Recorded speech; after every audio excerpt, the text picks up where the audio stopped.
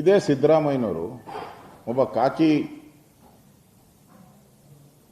Police dress ಅನ್ನ ಹಾಕೊಂಡಿದ್ದಂತ ವ್ಯಕ್ತಿಗೆ ಹೊಡೆಯಕ್ಕೆ ಹೋಗುವಂಥದ್ದು, ಅದು IPS ಸೆಕ್ಷನ್ನಲ್ಲೇ ಅವ್ರ ಮೇಲೆ ಅಪರಾಧ, ಅದು ದೊಡ್ಡ ಅಪರಾಧ, ಕಾಯ್ದೆ ಅಡಿಯಲ್ಲೇ ಅಪರಾಧ. ಅದು ಯಾಕೆ ಕಂಪ್ಲೇಂಟ್ ಕೊಡಲಿಲ್ಲ?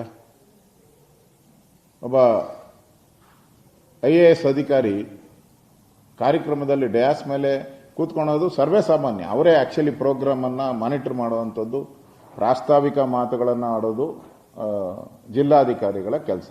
ಅದು ನಾನು ಕೂಡ ಕಂದಾಯ ಸಚಿವನಾಗಿ ಉಪಮುಖ್ಯಮಂತ್ರಿಯಾಗಿ ಕೆಲಸ ಮಾಡಿದ್ದೀನಿ. ಯಾಕಿಲ್ಲಿ ಕೂತಿದ್ಯಾ, ಗೆಟ್ ಔಟ್ ಅಂತ ಹೇಳಿದ್ದೀರಾ, ಅದು ಅಪರಾಧ ಅಲ್ವಾಗಾರೆ?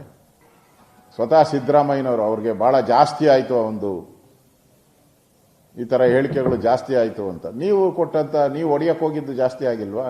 ನೀವು ಏಕವಚನ ಪ್ರಯೋಗ ಮಾಡ್ತಿರಲ್ಲ ಅಧಿಕಾರಿಗಳ ಮೇಲೆ, ಅದು ಜಾಸ್ತಿ ಆಗಿಲ್ವಾ? ನಿಮ್ಮ ಒಂದು ಉಳುಕುಗಳನ್ನು ಮುಚ್ಕೊಳ್ಳುವಂಥದ್ದಕ್ಕೆ ಇವತ್ತು ರವಿಕುಮಾರ್ ಮೇಲೆ ಕೇಸ್ಗಳನ್ನು ದಾಖಲೆ ಮಾಡಿದ್ದೀರಾ. ಬಿಜೆಪಿ ಇದಕ್ಕೆಲ್ಲ ಎದರಲ್ಲ, ಬಗ್ಗದು ಇಲ್ಲ, ಇದನ್ನು ಎದುರಿಸ್ತೀವಿ ನಾವು. ಇದು ಜನರ ಮನಸ್ಸಲ್ಲಿ ನೀವು ಮಾಡ್ತಾ ಇರುವಂತ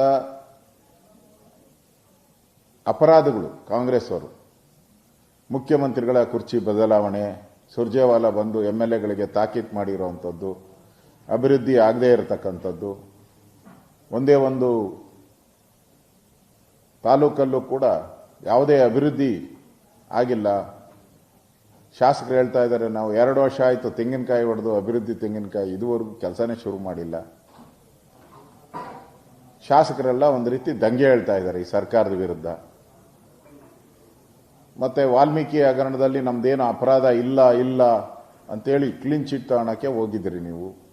SIT ಮಾಡಿ ಅದನ್ನು ಕ್ಲೀನ್ ಚಿಟ್ ಪಡಿಯಕ್ಕೆ ಹೋಗಿದ್ರಿ. ಈಗ ಗೌರವಾನ್ವಿತ ಹೈಕೋರ್ಟೇ ಅಲ್ಲಿ ಅಕ್ರಮ ಆಗಿದೆ, ಇದನ್ನ CBI ಕೊಡಬೇಕು ಅಂತೇಳಿ CBI ಕೊಟ್ಟಿದ್ದಾರೆ.